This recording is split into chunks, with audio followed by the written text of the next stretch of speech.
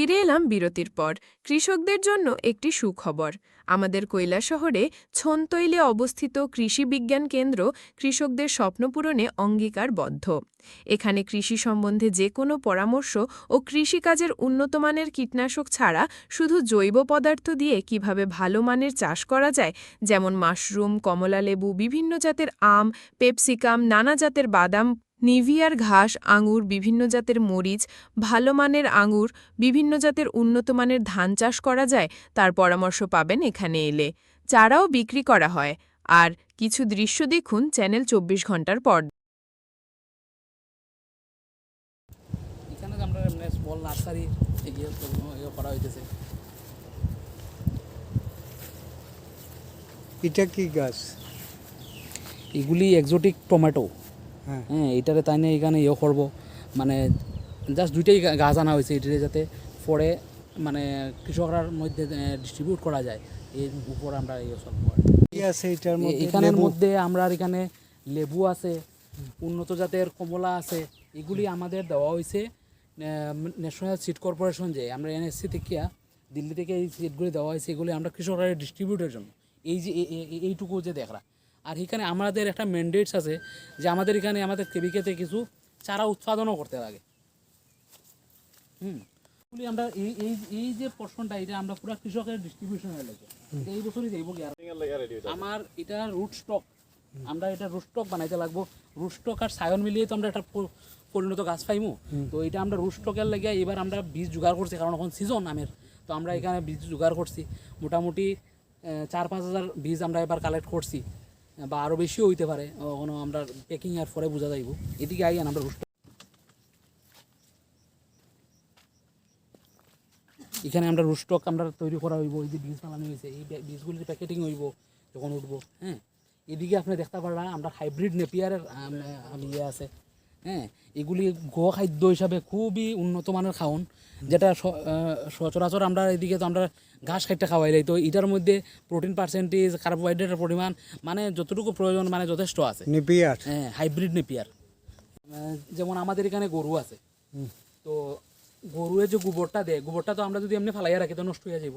কিন্তু গোবরটারে আরো উন্নত কিভাবে করা যাইব, গোবরটারে যদি আমরা ভার্মি কম্পোস্টিং করি, আমরা অনেকেই জানি ভার্মি কম্পোস্ট করি, কিন্তু ভার্মি কম্পোস্ট এই জিটিপি ব্যাগে, পলিথিনের ব্যাগেও আমরা যদি করি তাহলে খুব স্বল্প খরচে আমরা এইচডিপি ভার্মি ব্যাগের মাধ্যমে আমরা এখানে মানে ভালো পরিমাণের কেঁচু সার যেটা হয় এটা আমরা তৈরি করতে পারলাম।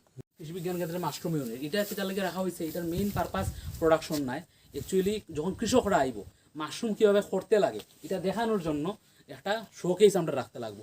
150 টাকা প্রতি কিলো বিক্রি করতেছি আমরা অফিসিয়াল রেটে। আর বাজারে তো আপনারা নিজে জানেন 200 টাকার কমে মাশরুম পাওয়া যায় না। আমরা বিভিন্ন ধরনের আমরা সার দিতেছি। সার দেওয়ার কারণে কীটা হয়, প্রচুর পরিমাণে আমরা মাটি নষ্ট হয়। তো মাটিটারে যাতে মাটির জীবনী শক্তিটারে যাতে আমরা সঠিকভাবে রাখতে পারি তার জন্য আমরা ন্যাচারাল ফার্মিং একটা ইয়ে করা হয়েছে। তো এটার মধ্যে জীবামৃত, বীজামৃত এগুলি আমরা ব্যবহার করে কীভাবে আমরা ইউরিয়া সার বর্জন করতাম পারবো, এইদিকে আমরা যাইতে লাগবো। এটা আমরা এখানে এই দেখুন এখানে পোকা ইয়ে করতেছে, কারণ আমরা কোনো সার দেওয়া নাই। এটার মধ্যে থেকেই আমরা কীভাবে ন্যাচারাল ফার্মিং ইউনিট এটা।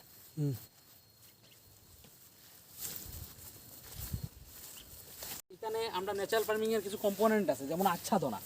আমরা কীভাবে মাটির ময়েশ্চারটারে আমরা মাটির যেখানে যে জলের পরিমাণ আছে এটাকে আমরা কীভাবে সংরক্ষণ করবো।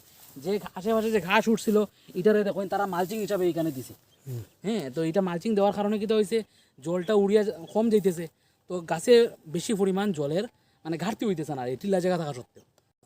আপনি নিজে তো লক্ষ্য করে দেখলাম এই লিচু গাছের আর বিভিন্ন ফুল হয় বিভিন্ন সময়। তো যার কারণে দেখুন আমরা এখানে একটা হানিবির বক্স বয়াইছি।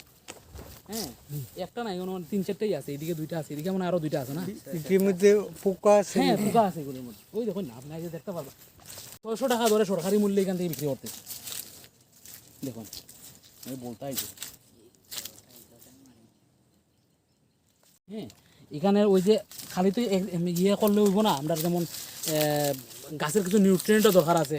তো এটার মধ্যে তারা ওই পঞ্চগব্যের জিনিস বানায় এইভাবে। এখানে লেখা আছে দেখুন, এটা হলো বীজামৃতর প্রিপারেশন কীভাবে করছে তারা। এটার মধ্যে কোথায় আছে ব্রহ্মাস্ত্র। খুলে এটা খুলে দেখা যায় না। এটা ব্রহ্মাস্ত্র, এইগুলি মানে পোকা টোকা দমনের লাগিয়া নেচার ফার্মিং পদ্ধতিতে।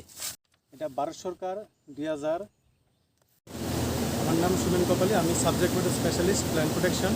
অ্যাকচুয়ালি আমাদের কেবিকে শুরু হয়েছে 2021 সনে। আমরা প্রথম জয়েন করি। আমাদের মাননীয় প্রধানমন্ত্রী নরেন্দ্র মোদীজি এবং আমাদের কৃষিমন্ত্রী, সেন্ট্রাল কৃষিমন্ত্রী, তারপরে আমাদের রাজ্যের কৃষিমন্ত্রীর অনুসারে আমরা এখানে প্রথম কাজ শুরু করি। আমরা এই কেবিকে মানের ট্রেনিং, আচ্ছা বিভিন্ন যে আইসিআর থেকে যে টেকনোলজিগুলি তারা ডেভেলপ করে এগুলি আমরা ফিল্ড লেভেলে নিয়ে যাই। প্রথমে লোকেশন স্পেসিফিক টেস্ট করি, তো এগুলি যদি সাকসেস হওয়ার পর এগুলিকে আমরা আবার ফিল্ড লেভেলে নিয়ে যাই। বেশি পরিমাণে সংখ্যক কৃষককে নিয়ে আবার এগুলিকে ট্রায়াল করে, যেটা আমরা এফিল্ডি বলি, ফ্রন্টলাইন ডেমনস্ট্রেশন। এগুলি সাকসেস হওয়ার পরে আমরা এগুলিকে ডিপার্টমেন্টে দিব, দেন ডিপার্টমেন্ট এগুলি আবার হরিজন্টালি এক্সপেনশন করবে।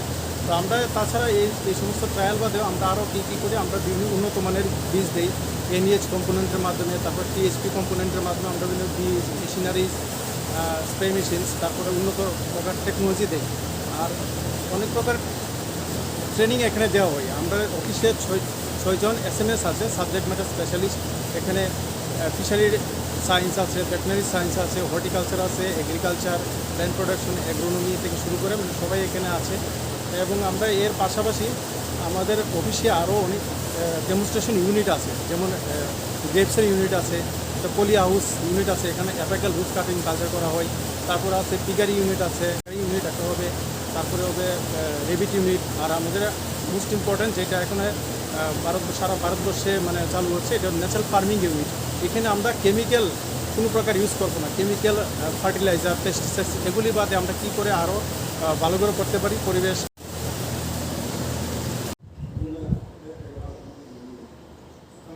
ট্রায়াল রানের লাগে এটা যে গ্রেপসের ট্রায়াল ইউনিট আছে, হ্যাঁ, আমাদের বাইরে থেকে আমরা কাটিং আনা হয়েছে। এখানে আমরা এই ডিস্ট্রিক্টে মানে কোন ভ্যারাইটিটার মধ্যে সুইটনেস বেশি আইব এটা পরীক্ষা নিরীক্ষা এখানে চলতেছে। আর এদিকে আপনি দেখতে পারবা, দেখতে পারবা